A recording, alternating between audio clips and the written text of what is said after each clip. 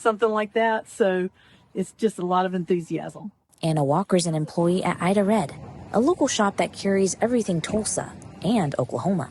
They have a few shipments coming in soon. A lot of excitement with bringing the community together, and even though it's not OKC, everybody seems to be just as enthusiastic here in Tulsa. It's light, but yet it's thick. It's hard to describe it. Another thing both Selleck and Sedith tell me draws them to the team is their humility and willingness to connect with the community.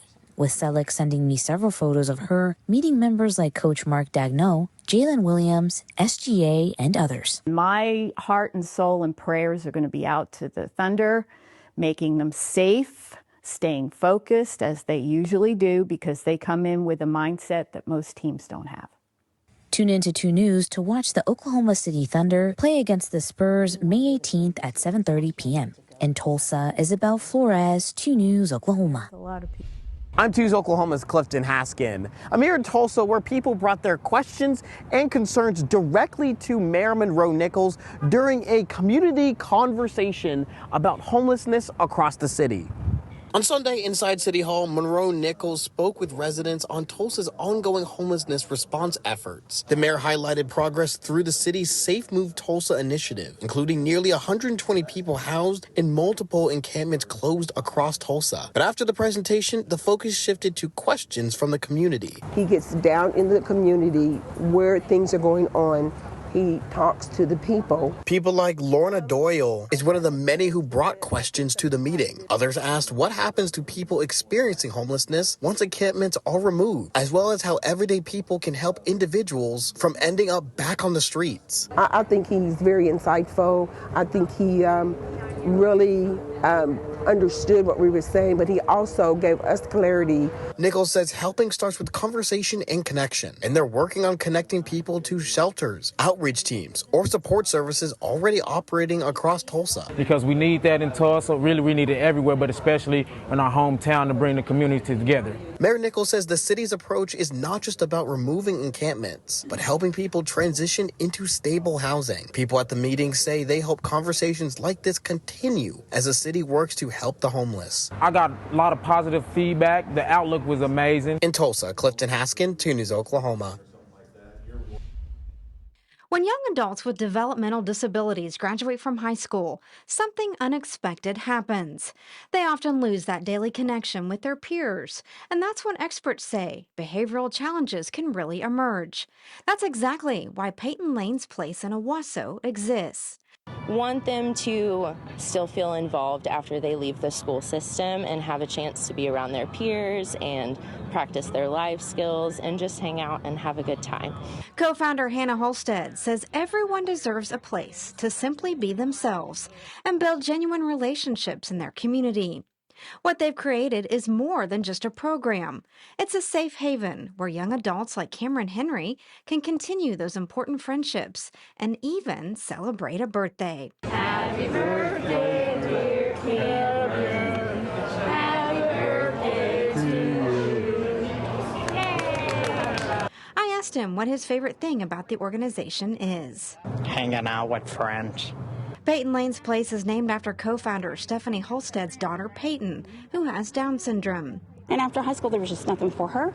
And as I'm sitting in the school, I'm seeing all these other kids I'm sitting around, and I'm thinking, they're all going to be in the same situation she's in right now with nothing. So that's kind of how the idea got started.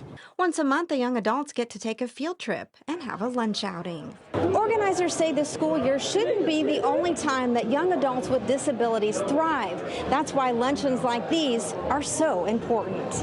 According to OK.gov, 17.5% of Oklahoma's population has a disability, and 269,300 people have cognitive disabilities. If you would like to support their cause, they are currently accepting donations and volunteers.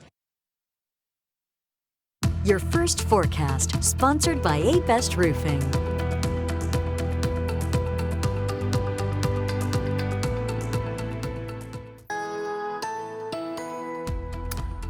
It is our peak storm season, and a big severe weather threat is over much of the United States here in the Central Plains and all the way up through the Midwest. We're actually at the southern fringe of the concern area for today and really overnight and into Tuesday morning.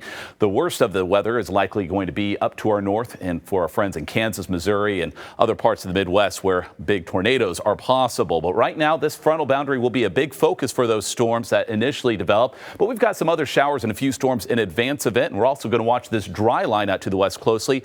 If storms can fire here, they can make a run at us by late this evening. But right now, that chance looks fairly low. We do have some spotty showers in far northeast Oklahoma, anywhere from near Veneta to Miami and just beyond Grove at this hour. A few more showers to the south from there. Just spotty little downpours across Cherokee County into Adair County and all the way down to about I-40. Most of this is staying to the east of the Tulsa metro area at this time. But as we look out at the Bob Hurley RV Weather Camera Network, notice the shake to the camera. It is a windy and incredibly muggy day. 82 degrees right now with a dew point of 72. That's why it feels so sticky out there. And also a temperature only dropping to 78 degrees this morning, feeling like a summer day. Afternoon highs are going to be in the mid to upper 80s out there. This is where we are with regard to wind gusts right now. Those temperatures will be definitely, we'll be wanting a breeze with this kind of temperature by afternoon. Gusts about 25 to locally 35 miles per hour, and strengthening winds through the afternoon warrant a wind advisory for all of northeast Oklahoma into parts of Kansas. Gusts may be up to 45 miles per hour through the afternoon and into the evening. This expires at 9 o'clock tonight. So hang on to your hat, 2 hands on the steering wheel. And speaking of winds, that is the main concern with any storms that move in overnight and into our Tuesday morning. But we can't rule out a tornado threat. The hail threat looks low for us right now, and so does the flooding concerns at this point. You'll see on future track radar fairly quiet showing of anything going on this afternoon, though I expect more cloud cover to be in place. At the top of your screen, you start to see those storms developing all the way up into central Kansas.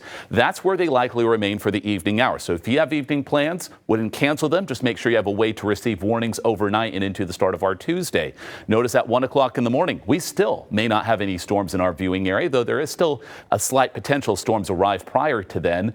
1 o'clock in the morning, storms may be just entering the Oklahoma-Kansas border areas north of Ponca City.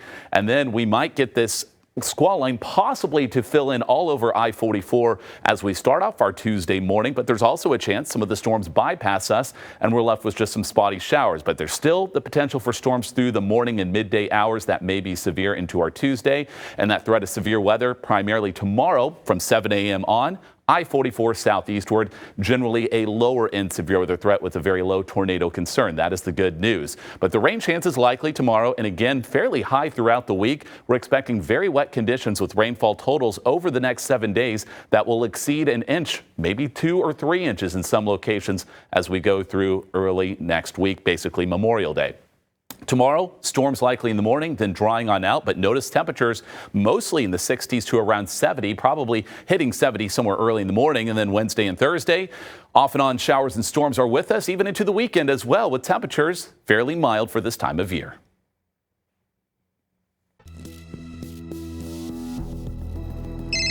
When our station name and phone number popped up on Joyce's phone, she tells me she thought we were calling. But when she answered it, and a second one Friday morning, It was actually a scammer trying to trick people into answering by spoofing our legitimate station phone number and con them into revealing their Medicare information. our own Erin Christie got a similar call. Right. So first of all, I get a ton of spam calls these days. So it's really frustrating to get as many as a lot of us are getting. But I was sitting at my desk and I said, why is my old station calling me? And it came up as a different station. So I guess we're not the only station that this is happening to. According to the latest Internet Crime Center report, 24% of older fraud victims say it started with a phone call. That's compared to just 10% for younger victims. The data also shows older adults experiencing higher financial losses, while younger generations are more apt to be victimized, despite a greater familiarity with AI. I've been scammed a couple times, and it's not fun. They are starting to make them seem more real. Yeah, they want you to click, don't they? They want you to click, which we've been warned about that at work. Clicking on links can take you to fake sites designed to install malware on your devices or steal your information. If you do get scammed, don't feel embarrassed. Scammers count on that to keep you quiet. They also hope if you do say something to your family and friends, they'll make you feel humiliated for falling for a scheme, so you don't report it to your financial institution or law enforcement. Now, don't feel bad or humiliated. Anyone who's targeted needs to report to local law enforcement, reportfraud.ftc.gov, and also the Federal Communications Commission if it was a robocall. In Tulsa, I'm Kathy Tatum, 2 News Oklahoma. You're watching 2 News Oklahoma, part of the Scripps News Group. We have some news out of the Vatican. Pope Leo expected to soon release his first encyclical, which really will define the major issues of his papacy. Of course, the Pope has always been interested in technology and AI, and that is what many believe this will be all about. In his first year, Pope Leo, who earned a degree in mathematics from Villanova, has talked often about artificial intelligence. In fact, so much, Time magazine including him in its 2025 list of the most influential people in AI, calling the Pope a top thinker and spiritual counterweight to the emerging technology. This is a centuries-old institution, and that, right after we see the advent of chatbots and ChatGPT and such, just a couple years later, he's going to be weighing in with a major encyclical is really impressive. I think it's very fitting that American Pope is weighing in on what mostly has been, American innovative technology. Following in the footsteps of his predecessor, Pope Francis, who was instrumental in the creation of formal AI guidelines and monitoring structures at the Vatican, including a 13-page policy which says in part, technological innovation cannot and should never overtake or replace human beings, that AI should serve humanity and support and respect human dignity and foster well-being and progress without compromising ethical and social principles. Pope Leo has urged priests to resist the temptation to prepare homilies with AI and not to use the technology to gain likes on social media. Speaking to the National Catholic Youth Conference in November, issuing this warning to students. Be prudent, be wise, be careful that your use of AI does not limit your true human growth. Use it in such a way that if it disappeared tomorrow, you would still know how to think, how to create, how to act on your own. The Pope, like many, regardless of their faith, concerned AI is becoming less of a tool and more of a main character in the lives of millions. The Vatican expected to release a written copy of the encyclical sometime in the next few weeks. Jay Gray, Scripps News Group. Watch Scripps News for all-day coverage from across the country and around the world at Scripps News, reporting your headlines from the middle